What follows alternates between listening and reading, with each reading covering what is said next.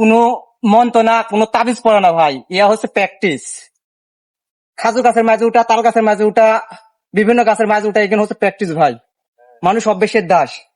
দেখেন বিসমিল্লাহ, হ্যাঁ কোনো ওঠে না। তেল দেয়া নাই, কোনো কিছু দেয়া নাই ভাই, গাছটা আসলে পিছলি। ভাই এটা একটা দেশি কলার গাছ, দেশি কলা ভাই, দেশি কলার গাছ। গাছটা ভাত ফানবো না, ভাঙ্গি পড়ে ভাই ধরেন।